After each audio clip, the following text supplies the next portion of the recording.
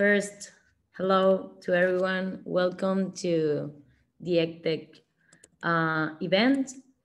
My name is Delfina Lopez. I'm technical advisor from the Secretary of International Trade from the Minister of Production, Science and Technology of Santa Fe, Argentina. As I was saying, I would like to welcome all of you to this last event of what has been the launch of Argentina Delivers in the US market, which is our main destination for the export of this particular industry. As we all know, the Argentinian tech sector is known for its constant innovation and potential.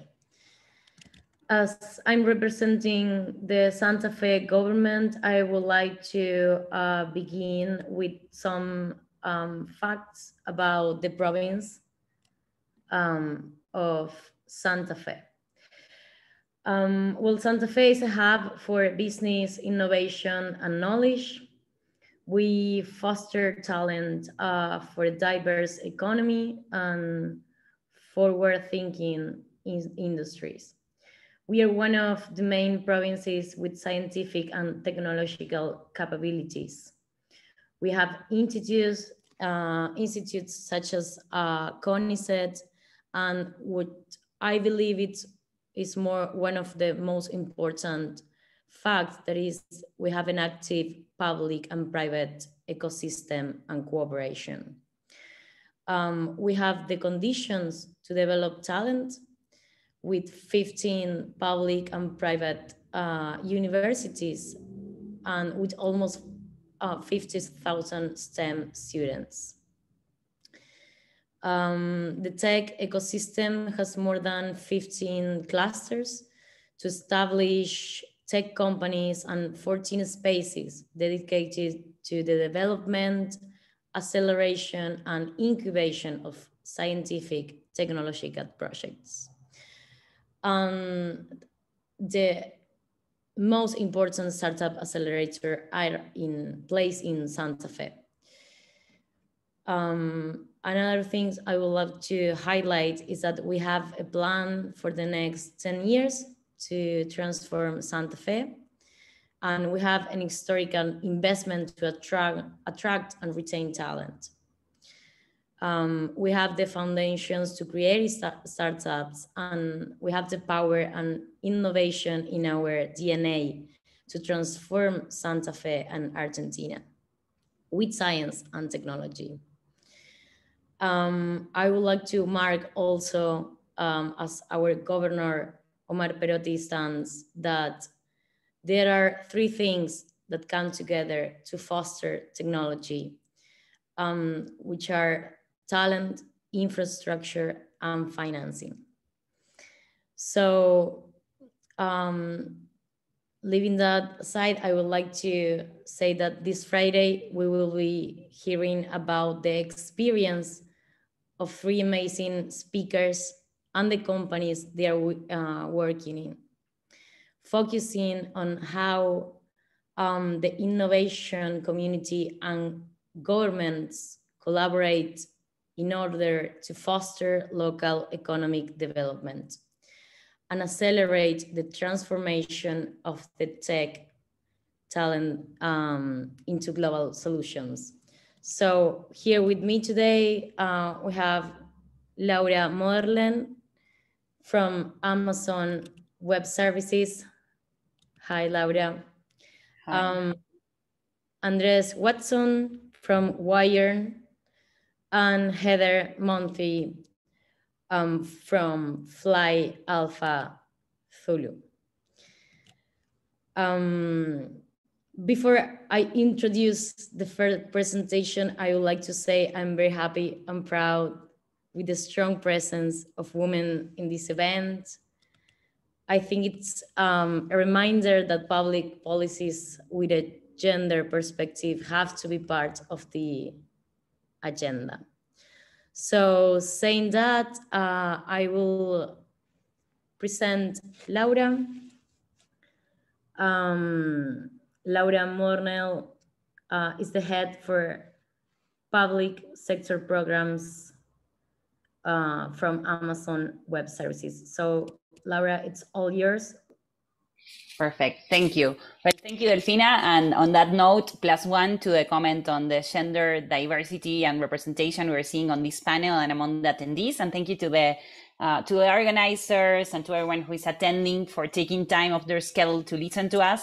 I do believe in Amazon Web Services that I represent that collaboration is key to closing gaps, as Delfina mentioned, on talent development, on fostering the local innovation ecosystems, and truly helping position the provinces and countries we live in as the ones that are leading the digital transformation and helping solve also local challenges.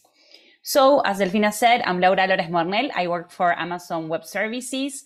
In my team, we dedicate to articulate with the public sector organization, private companies, education institutions, basically to close gaps in terms of governments helping with their digital transformation processes, on education with knowledge gaps, on cloud technology, with gender gaps, and also on diversity, equity, and inclusion. And that is a bit of what we are going to talk about today, being technology transversal to all these areas. What are we doing in Latin America? What are we doing globally? And how maybe you can also be a part of this. So to start with, we're going to go to the first slide. I don't know if you're seeing the presentation yet. I think no, right? Not yet. No. Okay, so 1 second. Now We see it now. Yep. Perfect. So to the second slide, what we are going to talk about today is first who we are, to put us in context, then cloud and local economic development, why is it important to talk about technology, governments, and closing gaps, and then some success stories to share and maybe a call to action so you can be part of this too.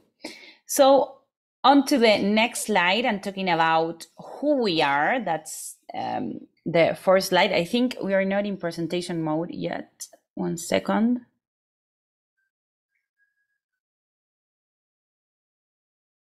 We are still seeing the first slide, I think, right? Yes. That's right.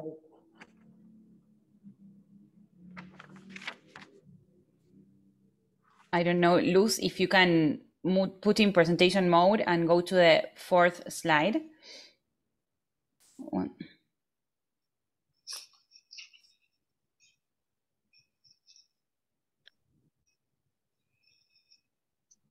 Wait 1 second.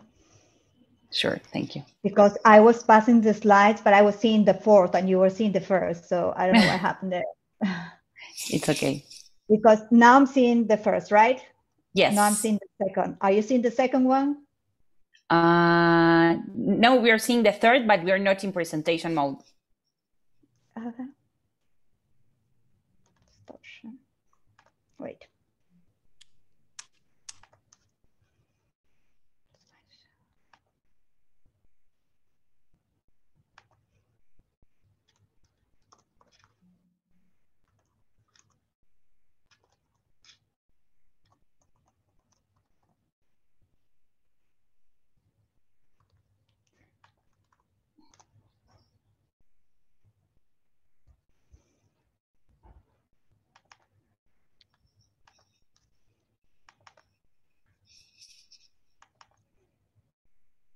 Wait.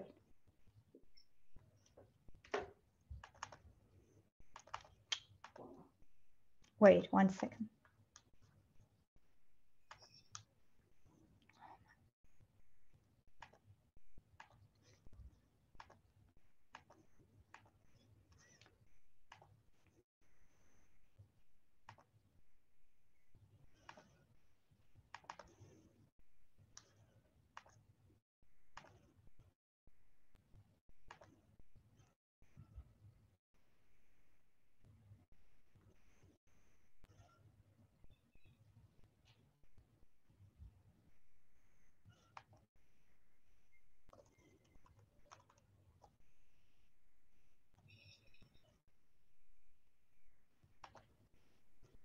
Great.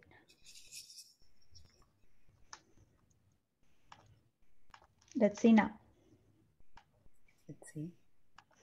Mm-hmm. Are you sharing? No. Now we're seeing the presentation, but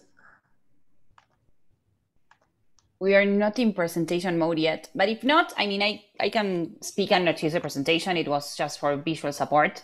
So we don't delay the other speakers. Okay. I don't know sorry, what is happening. sorry, you can just do the presentation without the presentation mode and just go. No, but I tried to click on it. No, but never mind. We can start the conversation. We don't need it was just visual aid, but we can talk. So first of all, you must be asking why I'm talking you from AWS and what is Amazon and what is AWS. So let's put ourselves in context first. There we go. Yes, and that's the slide. I'm sorry. I don't know why it wasn't working. It was not showing down. Now it's okay. There we are. It's perfect now. Sorry, I don't know why it wasn't working. Now we work here. Who we are. Yeah. Who we are. Sorry. And on to the next slide, as I was telling you, what is Amazon and what is AWS? So after over a decade of building and running highly scalable web applications, and that is Amazon.com, the one you know where you can buy things on. We realized as a company that we'd have developed a special core competency in operating a massive scale technology infrastructure. And that allowed us to reach a new base of customer segments that was business developers and developers and other business. And we could help them with these resources we have developed to create a web platform of services where they can build sophisticated, scalable applications. So today, AWS is the fastest growing multi-billion enterprise IT vendor in the world. And as you know, also cloud technology is transforming the way we live, interact with our families, work, and also if we are from the government or from businesses, interact among ourselves. So on to the next slide. You must be asking also, what is cloud computing and why is technology so key to local economic development, right? Well, cloud computing is, as you see there in the presentation, the on-demand delivery of IT resources over public or private networks with zero upfront costs, no long-term contracts, and pay-as-you-go pricing.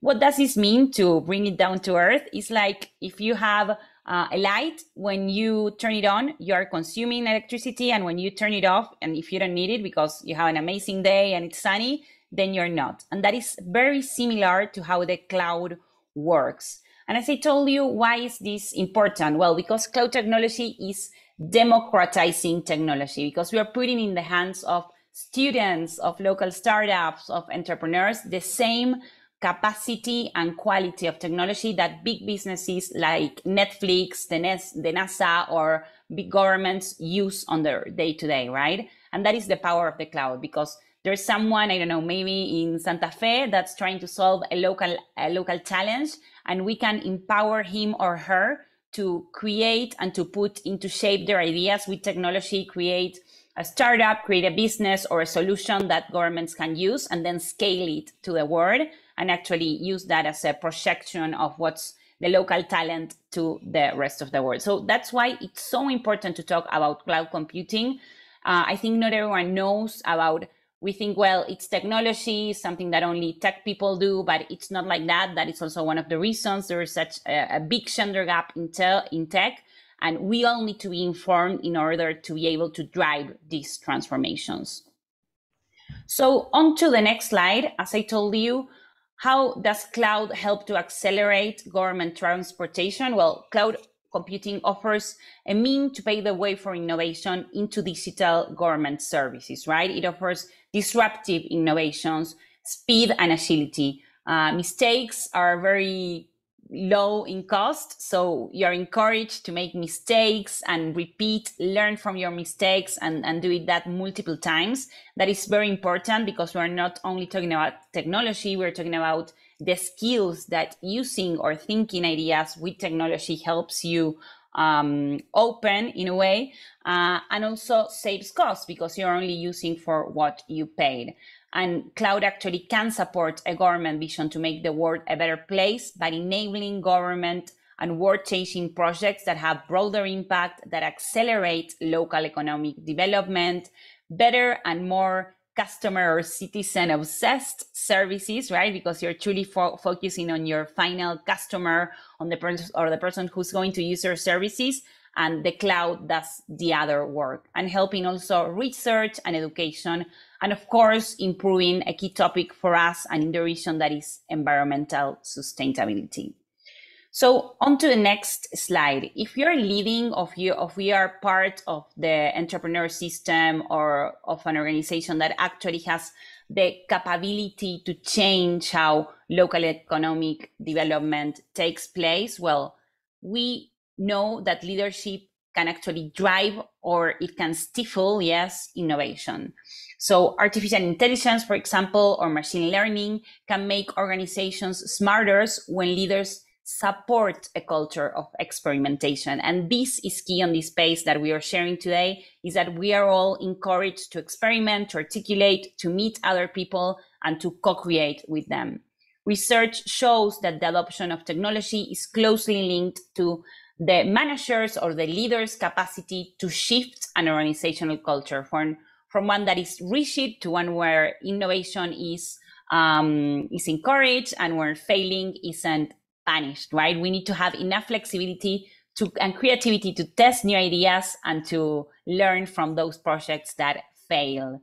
And I think many of you here and many startups that we're going to hear after me are going to be the example of that innovation and that open culture. So in the next slide, what we will see also is that technology can provide the infrastructure to equalize access to opportunity. And this is key for Latin America. This is key for Argentina, because we might have challenges, but those challenges, of course, come with huge opportunities, because no one better than the local citizen to identify how we can solve a local issue. And sometimes it's not about the lack of talent, is about how the opportunities are distributed. So how do we collaborate via edtechs, via the government, via private businesses, to help put those tools in the people that have the skills to drive innovation? With educational outcomes traditionally lower, for example, in rural areas, it's no surprise that access to digital technology and quality educators are also in low supply. So I think if we see locally examples from provinces that are trying to solve also the educational gap, they're trying to invest in teachers so they can be the ones that are driving better education and better skills among their students. Experts examine whether the cloud can help address this inequality by equipping teachers and students in these areas with digital education tools. It's key for them not only to have access, but also to know that these tools exist, right? Because we have a lot of free offer today, but how do we know that we can access them, that they're free of cost, that these are your hands to improve your quality of life and around you? So we need to consider how, as well as technology is driving innovation, we don't leave anyone behind, right? And we are making sure that everyone has the tools to be part of this process. And finally, before we talk a bit of what we do, on to the next slide, we're going to see that technology, and this is the key concept, I think, of what we're going to talk today, is shaping the future. And the future of work is a public-private job. I think you might be surprised, and I hope you are, that from Amazon Web Services, nothing we do it alone. These efforts of closing gaps, there's not one single initiative but that we are driving on our own, because we know that might be easier. You think it's Amazon, it's a huge company, it's a corporation, it's tied to Jeff Bezos, and they do all these amazing things. And maybe we could easily drive initiatives on our own, but those initiatives wouldn't sustain in the long term. They wouldn't actually be systemic changes. And that's what we want to see. And that's why in all the initiatives where we're trying to create a better environment, a better world, to close digital gaps, to close knowledge gaps, we are partnering with governments, we are partnering with international organizations. And that is very important. It must be easier to do it alone. It's harder to get out of your comfort zone, but well, there are no magical solutions to solve these huge problems that humanity actually face nowadays. And we need to make sure we are investing time and resources on those solutions that might take more time, but that actually drive longer term results and truly meaningful change. So on to the next slide, we're going to see a bit of what we do. As I told you, and we can move one slide as well, I'm part of a team that drives different programs and initiatives to close digital skills gaps, digital transformation in governments and education, and workforce development in Latin America. We have different specialists on cybersecurity, on sustainability and climate change, on disaster response. And we work in these three lines of education, inclusion, and public sector transformation with different international organizations, with governments, and we have initiatives that are always evolving constantly. We have, for example, in terms of education, a program that offers students at educational institutions the ability to get trained on cloud skills. Those are AWS Educate and Academy, and I will share the links later so you can do a bit of research and see if that's something that fits for you or your organization. We also foster the development of research using technology, because we have a lot of good ideas and we want to make sure that scientists can focus on those ideas and not on technology. So we have a program called Cloud Credits for Research, where we support investigations with technology. We also partner with different universities to create cloud innovation centers. We have a program that I'm going to talk a bit more about that's called EdStart. That's designed to support startups in the area of education. Amazon Web Services has this program globally, and last year we announced it was available in Brazil, Colombia, and Mexico, and I'm sure next year we will see it grow and expand. And basically what we do is to support helping build entrepreneurs, the next generation of online learning, analytics, campus management solutions on the AWS cloud. Our global focus enables the edtech startups from around the world to move faster. We provide them with technology via cloud promotional credits. We provide them community engagement. We also connect them with previous entrepreneurs. We have a team that's made of entrepreneurs that they can leverage their experience, their connections. We provide them with customized training and joint marketing opportunities. And for us, it's key to invest in the ones that are actually driving the transformation. So on inclusion, diversity, and equity, we are also partnering with governments, for example, with international organizations like the Inter-American Development Bank, where we created an initiative called Habilidades Tech.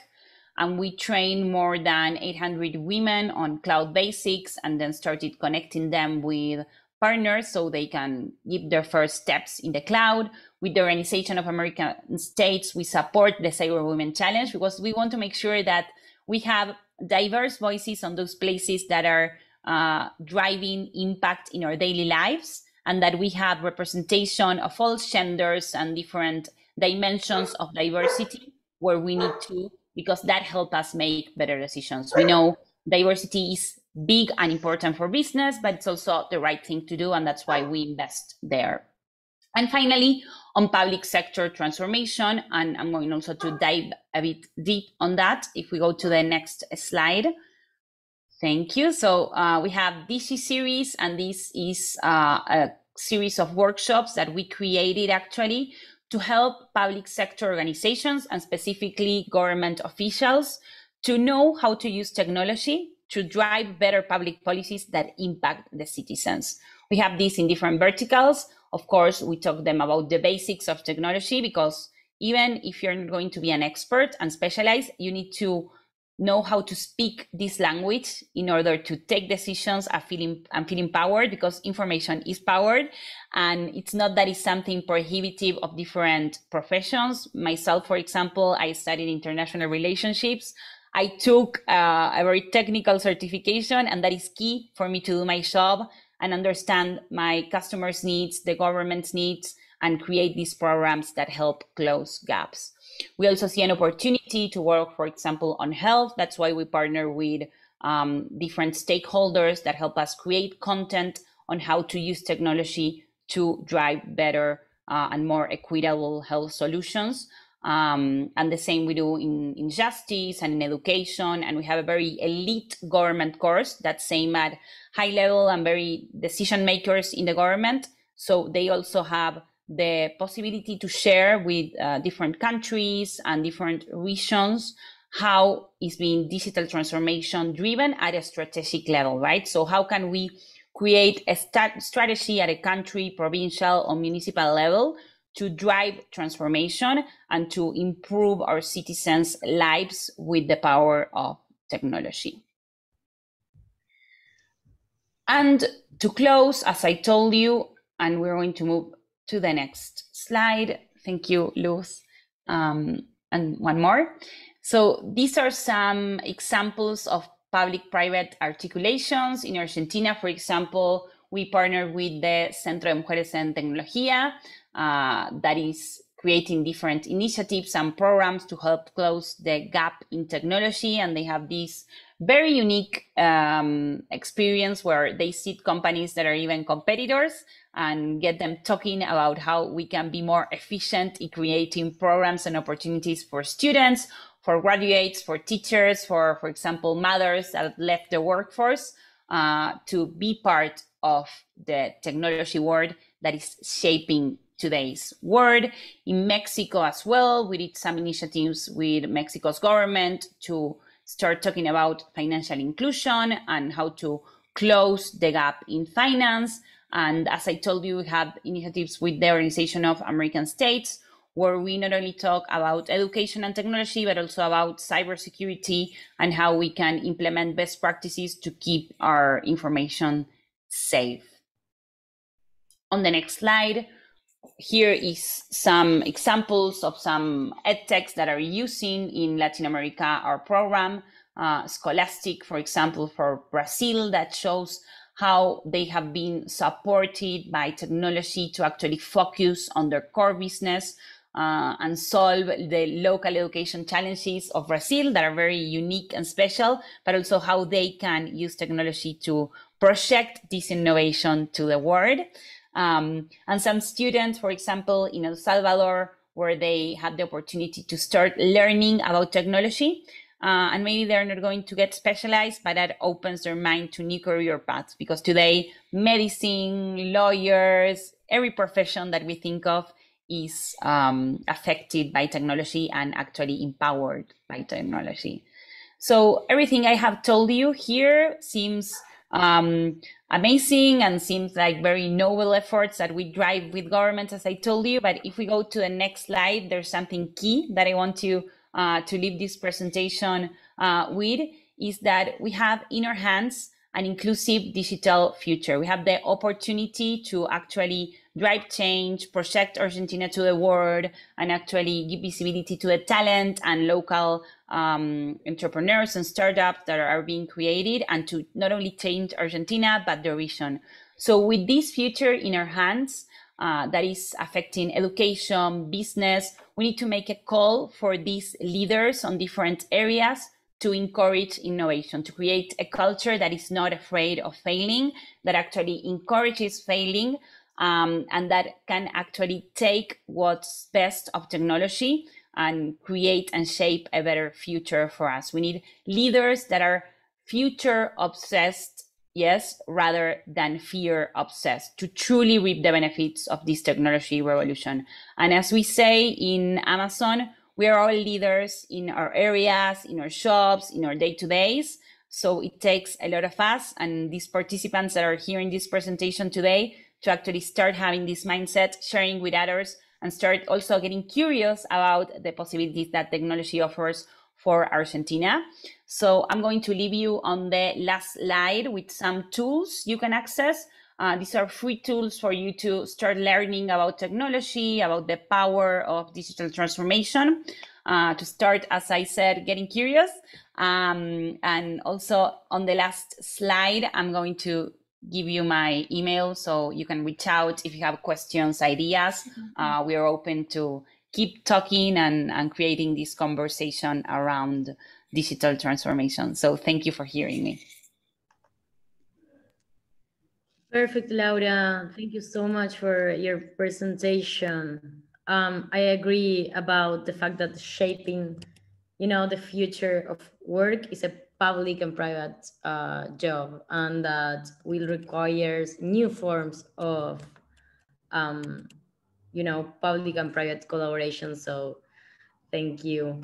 Regarding questions, please type them on the chat, and then at the end of the presentation, we are gonna open the floor for an Q&A space. So now we are going forward to Andres Watson presentation. He's a co-founder and head of tech from Wired, and he will speak about enhancing social and labor inclusion in LATAM through education and technology. So Andres, all yours. Thank you very much, Delfina. Well, thank you very much, and thank you, the Embassy of Argentina in the United States, to inviting us to this session. We are really excited about, and personally really excited because I saw Argentina Delivers at the beginning of it, and it's really interesting to see a platform that can show to the world what Argentinian companies are capable of, right? So, well, today I'm gonna make you a presentation about enhancing talent from vulnerable contexts in Latin America, and how Wired works on social and labor inclusion through educational experiences in technology. Just to give you a high-level description of what we do at Wired. At Wired, we provide educational experiences in technology through a triple support methodology that is focused on talent that came from unserved and social economic vulnerable contexts. And this triple support methodology that we created has three main pillars, right? The first one is related to training this talent in the technologies that are in high demand on the market. The second pillar is to the company, helping them developing human and professional skills that are required to be integrated into the workforce. And when we talk about specifically for human skills, we are mainly talking about communication skills and self-confidence skills, among others.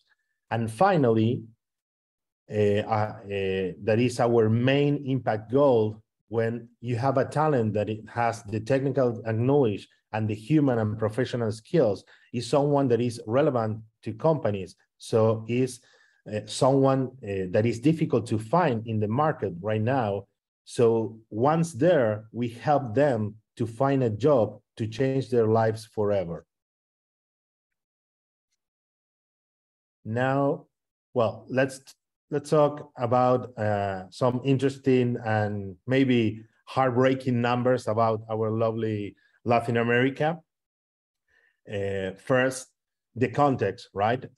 We have in Latin America, you have 40% of the population is in a vulnerable situation, in a social economical vulnerable situation context, and 30 million of unemployed people in Latin America. You have 30 million of unemployed people in Latin America, and 60% of the workers that came from a vulnerable context are in informality. And this is very important because what it means is that they do not have access to a labor contract, social security, or any kind of benefits. So they are paid less. They mainly work in worse conditions, and which put them and their families in a risk situation. Thinking about access to quality education and quality healthcare, it's unimaginable for them. And this put generations in a kind of negative vicious circle, right? That is very difficult to break. But well, in the other hand, as life has this kind of yin and yang situations, we have an opportunity that is related to that. You have 2 missing millions of software developers in America, and you have 40% of unfilled software in the position in software development.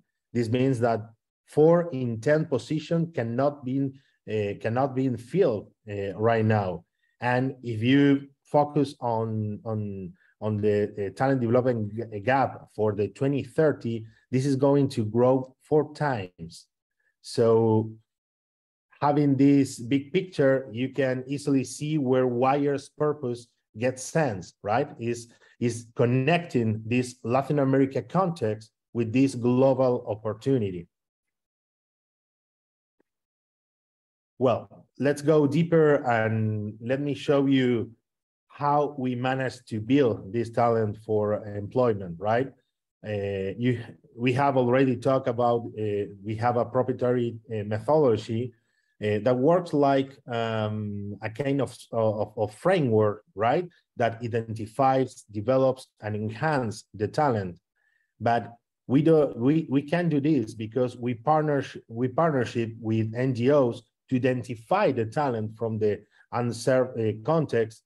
Right now, we are articulating with more than 25 NGOs in Latin America that not only help us identify the talent, also they are a huge source for our programs. Then we have a comprehensive evaluation and admission process to detect the potential in this talent. So we have adapted different kind of evaluations for logical, mathematical skills, socioeconomic levels, psychological profiles, different psychological methods adapted to the purpose of our programs. The third is the educational experience that is leveraged with a multidisciplinary triple support that is part of our methodology, where professional development, personal and work adaptation equals a quality education. And something that is very important in the programs is the internships that we have to accelerate the entry in the workforce, right? Within, built in the program's syllabus, between the program's curriculum, the participant has a real professional experience, and that is something different for them. And finally, maybe is part of the base, that is the systematization of the training process to achieve the scalability and optimized cost. This means that we have not only designed and developed a methodology. This methodology is based on and is leveraged by proprietary technology that is based on data, right? You know that data is, it says that data is the king, right? And for us, it's our best ally because it helps us to detect and enhance with a kind of surgical precision what is required for the success of each talent that goes through the WIRES program. So well, what are the benefits and the advantages of working with our methodology?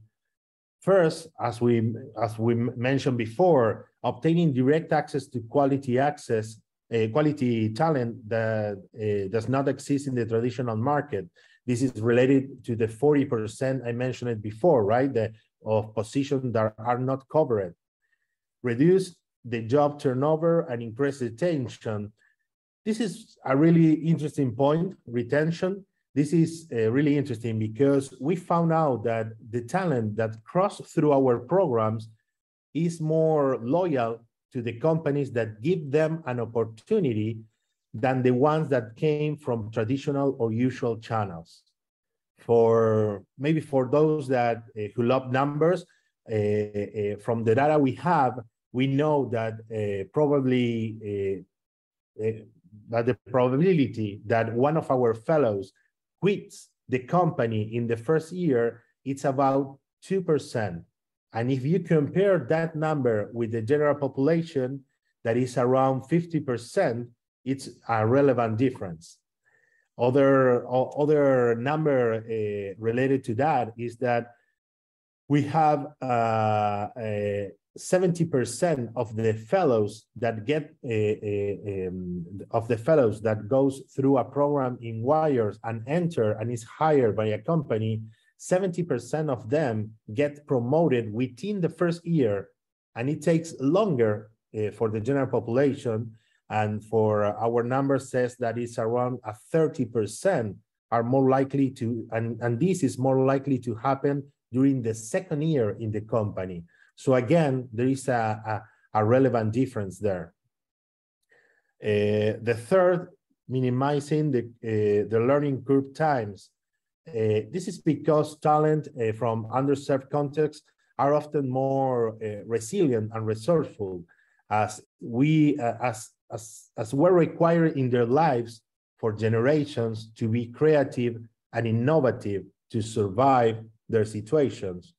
And well, I don't know you, but I love to have people in my team with the ability to think outside the box and came up with creative solutions to problems. The fourth is promote a culture of diversity and purpose in work teams. And this is because hiring and having people from diverse backgrounds at companies brings new perspectives to the table and generate a positive social impact aligned with the business objective. Again, companies that hire and promote people from underserved countries are also creating a more socially responsible and sustainable business model for them. Well, we have our Wires Golden Circle that was created by Simon Sinek. We at Wire, starting from the founders, my co-founder Sean and I have a deeply forged social impact NDA, and the whole company, each tutor, each mentor, each coach, each director, each collaborators in general vibrates in that frequency of social impact. And that connects us to even to our logo, right? That we have our why, that is our purpose, is that we want to promote social and labor inclusion. To make that happen, we embrace that purpose with a triple support methodology I mentioned that enhance their employability. And we do that through educational experiences in technology, with this focus obviously on the talent from underserved and vulnerable contexts. That is in the center, is the circle in the center that is covered with all this. Well, we also have we applied for several sustainable development goals. We applied for 5 of them. Some of them looks very obvious, is no poverty, quality education, gender equality. I think we do not have the time right now, but we have a huge focus on gender equality in our programs. The number 8, that is the decent work and economic growth, and the 10, to reduce inequities. Everything I talk you about in the presentation is focused on these 5 verticals and sustainable development goals.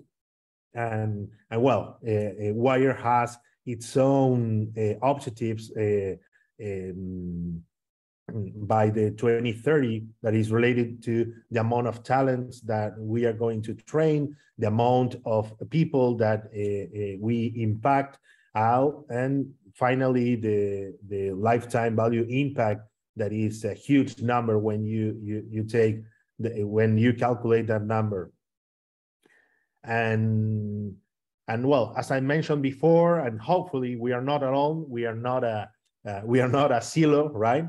We understand ourselves as part of an ecosystem, a network, And we work together with NGOs that help us to identify the talent. Sometimes they help us to fund some of the programs.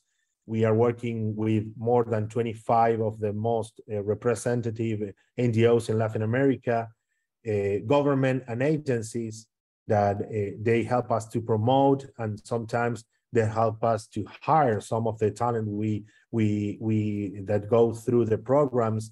And then the companies that obviously the companies help us to make the internships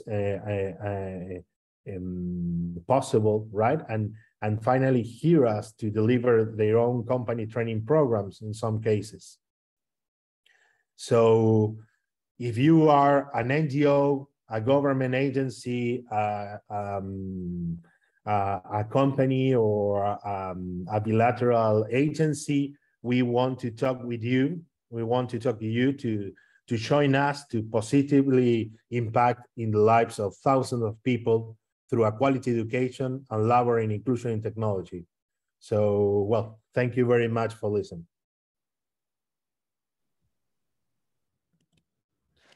Thank you so much, Andres. I would like to add that I agree about what point that is that the promotion of social and labor inclusion from an innovative and technological point of view is so important to really transform society. So we celebrate the idea of WIRE. Excellent.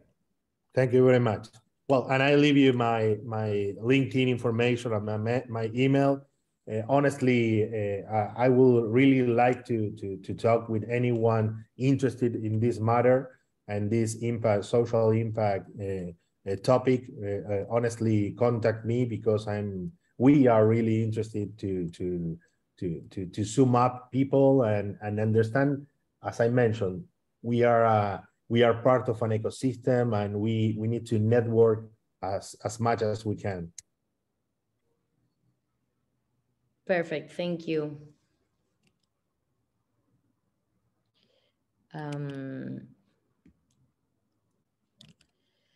So now, I don't know if you're sharing right now, or there we go. Okay, so now we are moving to our last presentation. I'm gonna introduce Heather Monti. She's a PhD and CFI and founder of Fly Alpha Zulu Aviation Education and Educators Who Drone. Heather is a lifelong educator who has been dedicated to building and growing various STEM and vocational education programs in schools throughout the United States. She has been a certificated flight instructor since 2002 and is also experienced and trained in curriculum design, online education, and oral learning. Her unique background in STEM, education, and aviation has allowed her to develop an engaging and effective aviation training programs for both new and experienced pilots. Heather is a commercial pilot, drone pilot, and certificated flight instructor. In addition to her pilot certificates, Heather has a master's degree in teaching and a PhD in information technology. She has experience in K-12 education, higher education administration, and online learning. She also has various cybersecurity certifications, including the Drone Security Operation certifications. So Heather, it's all yours to present. Okay. The project. All right. Thank you. And so right before I was just getting started here, Zoom started crashing on me. So if I get disconnected, I will reconnect as quickly as possible. Okay. So thank you very much for having me. I'm very excited to be here. My name is Heather Monti, and I am based in the United States. I'm in Arizona, which is in the Southwest United States. And I am the founder of a global community called Educators Who Drone. And this started as a passion project of mine and in 2017, and it really sort of exploded over the last couple of years. And I give a lot of presentations, just to groups like this, the people that are interested in education, the merging of education and technology.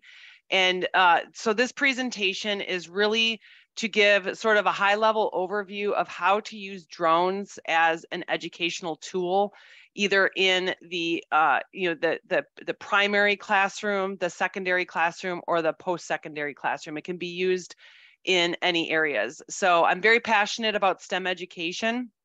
And back in 2017, I started seeing the price of drones coming down, and to the point that they were getting to a price point that was going to be much more affordable to bring this technology into the classroom. It's still an expensive tool, and we can't necessarily get it into all the classrooms just yet. We still got some work to do to make this a more affordable educational tool.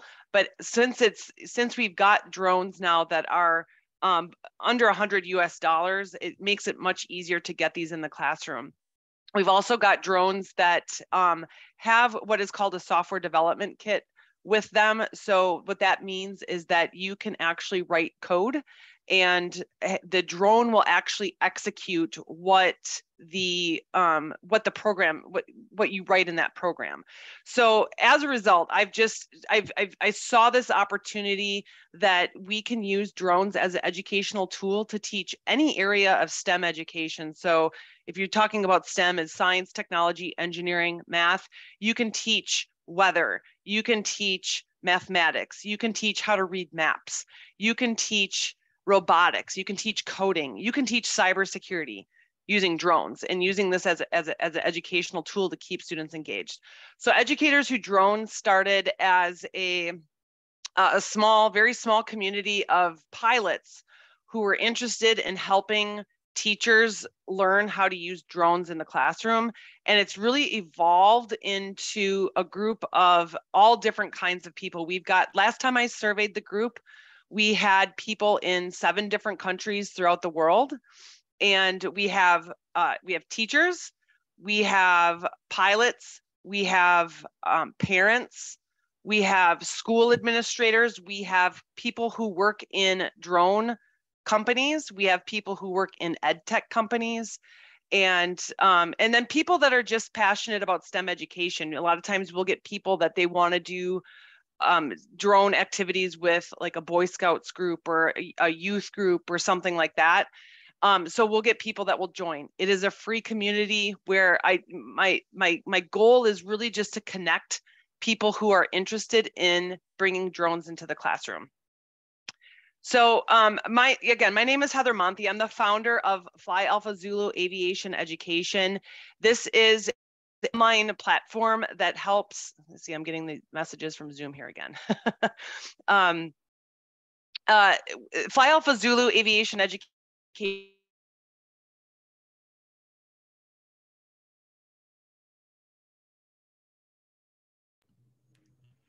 Sorry, Zoom quit on me. Okay. All right. So Fly Alpha Zulu is a online platform to help people pass the written exams to become a pilot. So in order to become a pilot, you have to take written exams, an oral exam, and a flight exam. And so what Fly Alpha Zulu does is helps people pass those exams. So in order to become a drone pilot, you have to pass an exam. So so we work sort of, we're 2 different separate entities, but Fly Alpha Zulu and Educators Who Drone work very closely together. So when you are thinking about bringing drones into the classroom, you're thinking about, why would we use drones as a tool to help students learn? You have to think about, what is your why? What is your vision for that program? And you want to think about something that, other than it's just cool. So if you think back, 30 years, 35 years, even 40 years, when the price of personal computers were starting to become more affordable, that we could start getting them in classrooms, we could get computer labs in schools. We needed to think about, what is it that we're going to do with this tool versus This is just a really cool piece of technology. We want to put it in the classroom and we've got to figure out a way to use it. Okay. So you want to think about what is your vision for the program? And what I mean by that is think about, are drones the topic or are they the tool? So are you teaching students about drones as a career? Are you teaching them about engineering, how to build drones? Are you teaching them how to fly drones? Or are you using the drone as a tool to teach a different topic? Are you using them to teach about surveying and mapping? Are you using them to teach about social studies? Are you using them to teach about science concepts? So think about whether or not the drones are the actual topic, or are they the tool, or is it sort of a combination of both? It can absolutely be a combination of both, but you want to think about that to begin with. Then you also want to take into consideration that you're essentially starting an aviation program. So if you're in a school, if you are working in an ed tech company, if you are working with a youth program and you want to get involved in drones, you have to think about the fact that you are getting involved in the aviation world. And so there's some certain things that you need to know and understand about aviation in your part of the world. So when you are thinking about this, think about the fact that these drones that you see here, I've got a picture of the drone on the left-hand side here, and then I've got a picture of a runway that an airplane uses on the right-hand side here. And you have to think about the fact that drones, even though you're operating a drone at a very low altitude, you're still operating where there's going to be manned aircraft. There's going to be airplanes that are flying around there. The airplanes that are flying that low, they are probably taking off and landing. And so you want to think about that, okay, we're getting into this world of, ed tech and drones, but also we're getting into this world of aviation. So it's sort of this, mixture of all of these different worlds. And then you also want to think about I say they're kind of evolving regulations around drones. This image here is, from the US, but we have a code of federal regulations here in the US that specifically regulate drones. And each country, so it's called ICAO. It's the International Civil Aviation Organization.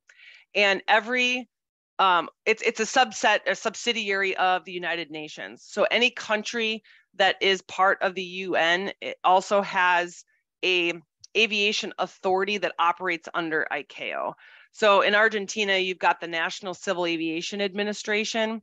And so what you'll want to do is, again, you're thinking ed tech, you're thinking drones, you're thinking classroom, you're in this aviation world now too. So you want to make sure that you really truly understand all the different regulations that your aviation authority has in place for drones. Because all of these aviation authorities fall under ICAO, oftentimes the rules and regulations are very similar. But you'll go and look for them in different places, okay? So there are some regulations around using drones in the classroom. And I shouldn't even say that. There are some regulations around using drones in education. The aviation authorities don't regulate anything inside a building, okay? So if you're using a drone in a classroom, in a gymnasium, in an auditorium, something like that, your civil aviation authority does not have authority over that. So make sure that you just really understand what the kind of evolving regulations are around drones. They're constantly changing. We know this technology is advancing, and it's advancing very quickly. And so the powers that be are working very hard to make sure that we're creating these rules and regulations that help protect the safety of everybody involved. So make sure you start researching what your aviation authority has in place around drones. Then also you'll want to look at any sort of local regulations that you have. Some municipalities and some local governments are starting to put some regulations in around drones. So you want to make sure that you're doing some research on that. So like, for example, here in the US, in the state of California, they've just put some regulations in place that you can't fly over schools. And you see, I've got a picture here of a school. You can't fly over schools. Well, what that means now is you can't, take a drone and use it to fly over the football game or the, some sort of sporting event to take videos. So you have to make sure you understand that, that world. Then you want to make sure that you invest in the tech after the outcomes are defined. So if any of you are well-versed in education and curriculum development, you know that we don't just put together lesson plans for the sake of putting together lessons. We don't just do things for the sake of doing them. We need to make sure that we really identify what the learning outcomes are. What is it that we want students to be able to do after they have completed either the lesson or the program or the series of lessons, whatever it may be. So when you are saying, okay, I want to bring drones into a classroom, you want to bring drones into an educational program, you don't want to necessarily go out and buy a bunch of drones and then try to figure out what to do with them after the fact, because there's different drones available based on the things that you want to do with them. All right, so there are drones that you can purchase that have that software development kit so that you can code with them. There are drones that you can purchase their kits so that you can teach students how to build them and teach them some engineering concepts, some robotics concepts. So when you sit and think about, what is it that we're going to do with these drones to begin with? What are the learning outcomes that we want students to achieve when they are finished with this program? Then from there, that's when you go out and you start looking for what kind of educational technology do we need to get in order to make sure that the students can meet those outcomes. And then safety considerations. So this kind of stuff does happen, and obviously you want to try to prevent some of these things from happening. So this one, you can see there's even guards around those propellers, but the drone got in this young girl's hair. And so, when you're thinking about safety considerations, think about things like making sure people with long hair have their hair tied back, making sure jewelry and necklaces aren't getting in the way, making sure that you've got a dedicated space for using the drone, and that if the drone's large enough, oftentimes you'll see cages so that the drones stay within the cage and then the human beings stay outside of the cage. So there's a lot of different safety considerations that you'll want to work through. You'll probably work through whatever ed tech vendor you use for your drone. They will oftentimes have some things, some suggestions for you as far as safety considerations. You also want to take a look at any insurance policies that you have. Here in the US, it's a very litigious society, so we always want to make sure that we're looking at what insurance is requiring. But then you also want to make sure that you're working with working within the building that you're in. Are there any regulations or policies that the building owner has in place? So you want to take a look at that as well. And then there's all sorts of different educational standards that drones can support. So NGSS is science, CSTA is computer science, ISTE is technology education. Then we've got the STEM standards, and then the Common Core standards. So Common Core is going to be things like all the different areas in education. You've got science, social studies, English language arts, writing, all this kind of, sort of things that you might not necessarily think that you can use drones to teach about, but it's not necessarily always just those STEM fields. It can be other areas as well. And then you also want to take your budget into consideration. You want to think about, the actual drones that you need to purchase, the curriculum. So one curriculum that I've put together a workshop. I don't have a full curriculum developed just yet, but I've put together a workshop that schools can use to help them figure out what they want to do with their drones. And I call it Build, Code, Fly, Certify. And so you look at the curriculum from the perspective of, you can either teach students how to build drones, you can teach them engineering design principles, you can teach them robotics, you can teach them all sorts of stuff around actually building a drone. Then you can teach them how to code drones. And what's really great about using drones for coding, especially with younger students that their brains have not been fully developed just yet, sometimes when you're teaching them coding concepts, it can be kind of difficult because some of these concepts are very abstract and you can't see what's happening behind the scenes in a computer when you're writing code, right? So with coding a drone, if I program it to do a perfect square and I'm telling it to advance 10 feet, and then turn right 90 degrees, and then advance 10 feet, turn right 90 degrees, advance 10 feet, and keep going until I have a square made.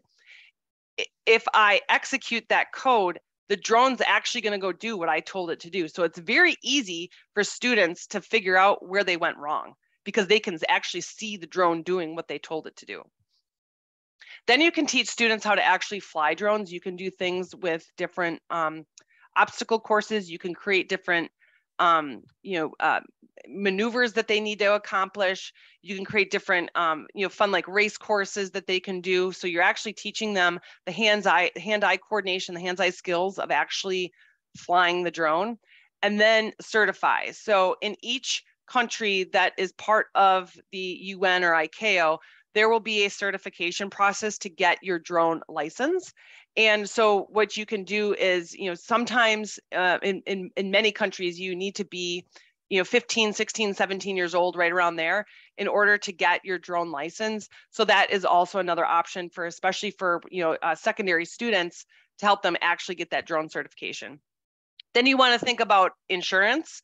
You also want to think about any sort of licensing that the teacher might need to have. And again, your Civil Aviation Authority will have some guidance on that. You want to think about purchasing extra props. You can see the example that I showed on the safety screen, that sometimes props get damaged. They get full of hair. So you want to make sure that you have extra props. You want to make sure that you have extra controls. So those are going to be the devices that you hold in your hands to actually control the drone, whether it could be an iPad, it could be a cell phone, or it could be an actual physical separate control. And then you want to make sure you have extra batteries. And then you can create, like I said, you can create different obstacle courses using hoops and loops and landing pads and all that fun stuff.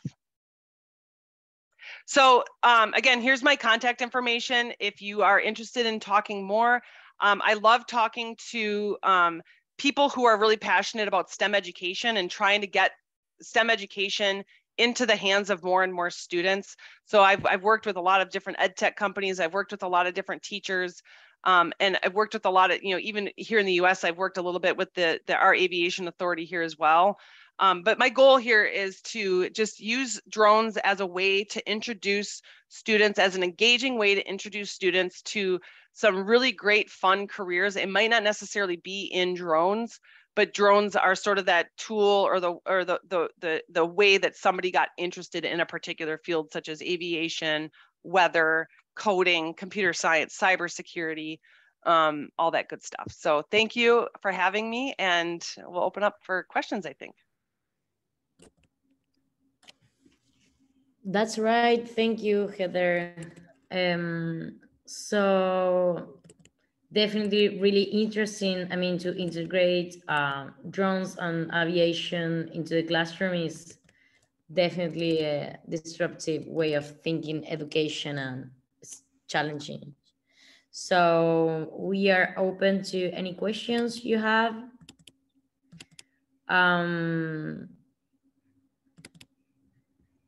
While we wait that, I would like to start with a question to Andres. You mentioned something about rotation, right? I would like to know, what are your thoughts about job rotation in tech sector? I mean, do you think it's something that we have to live with the next years, or it's something that it will change through, for example, programs, specific programs? Yeah, well, it's a very good question. It's like the sangria, right, for companies, because the shortage in technology position, I think, promotes this rotation also, right? I have that in a way, maybe I think it's a systemic problem, right? Because it's not only the shortage gap there are the pandemic situation also brings another other kind of expectations for people that maybe they want to live somewhere else, right? Somewhere. and maybe that changed the not as many companies has been adapted to this situation. I think that is something that has been promoted because of these situations, right? But in our case, what we found is what I mentioned, right? That people, talent that came from underserved communities and from contexts of vulnerability, and you give them an opportunity, they are more loyal to the companies, and maybe is more difficult, not more difficult, they are loyal to the companies, and they are more interested to grow in the company. So the numbers there change completely, right? Yes, perfect. I agree. Thank you. Thank you. So we have a question to all panelists. So introducing new people to technology, whether it's with young kids or adults, it is challenging. How can government and private sector can work more together in this so that the gap is reduced? And the next question, educators who drone is open to every country? Yes, yeah, like I said, we have right now, last time I surveyed the group, we had about 7 different countries represented. So the idea is to get drones in the classroom to introduce kids to STEM education. As far as how government and private sector can work together more, I think that at least here in the United States, a lot of these companies, private sector companies, have education outreach programs. They have somebody who's in charge of STEM education outreach, or maybe like computer science education outreach. I know Amazon does that. I've worked in higher ed for a very long time, and I've worked a ton with Amazon as far as like their educational programs. So what I would say is, if you are in the private sector and you work in a tech company, think about starting up a branch of your organization that does that kind of thing, that goes out to schools, that gives presentations, that introduces teachers and students to your particular technology. But you've got to make it fun and exciting. If you're talking about 8-year-olds, in cloud computing, you got to figure out a way to make that exciting, right? But a lot of these companies are doing just that. And then make sure that you're getting schools input on it, that you're actually getting input on whatever product or service that you are creating for schools. Don't just have a bunch of engineers sitting down saying, okay, we're going to make this cool, fun product that we can get into schools, without getting any input from the people that are actually in the classroom and how they would actually use it. So that is one thing I do see that does go wrong sometimes, is that tech companies will be like, yeah, we're going to get into K-12 education or higher education, and we're going to develop this great fun product, but then they don't get any input from somebody who's actually in the classroom. Yes, perfect. Thank you, Heather. Laura, would you like to add something about? Yes, I think in terms of public-private articulation, if you are from a private company, you need to think that governments can help you scale, and also that maybe your expertise is not knowing the population, so you need to collaborate in order to be better at what you're doing, and if you want to impact population with more skills or education programs, then it's key to know who you're reaching, what are their problems, and I think government plays a key role there, helping you scale, and also to think that you can collaborate with other private companies. It's not just the government, but if the government is articulating, there are places where we don't compete. And going back to the question before that about talent leaving companies, I think we need to start thinking that talent will leave companies because there are a lot of opportunities, and that makes the experience of an employee, of a person, much more enriching. And we also get better candidates with more skills, adaptability, and who come from different cultures. So I think that is quite positive to see people enter and go companies. And that's why we also need to be prepared to collaborate with other companies as well. Perfect. Thank you. Andres, would you like to add something? about the matter? Yes, I was thinking about right now. For instance, we are running a program that where we identify 300 talents that are in high school, right? So the secondary, and something interesting. I don't know if it's government, private sector, but yes, is companies showing the talent that there is.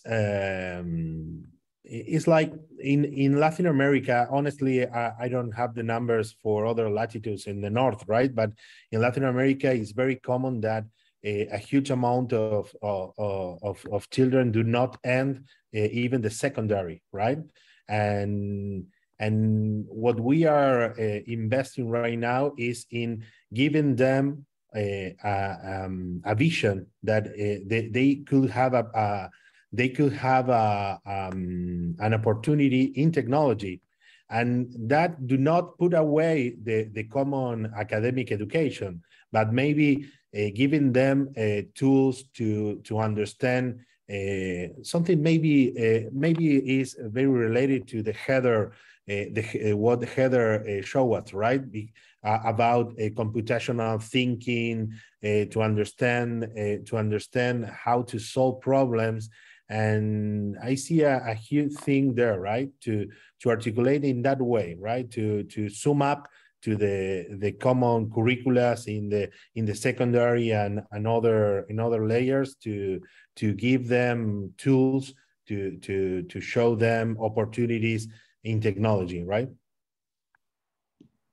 Yes, definitely. Okay, well, if we don't have any more questions, I think our time is up. I will like to thank you, Heather, Laura, and Andres, for your fantastic presentation. It's so important to be talking about this. And I would like to thank also our Argentinian embassy in the US for having Santa Fe being part of Argentina Deliver is so important for it as well. And of course, to the Ministry of Foreign Affairs. So it has been a pleasure to be here with you today, and so nice to meet you all. Thank you. Thank you. Thank you. Thank you. Thank you. Have a nice weekend. Bye.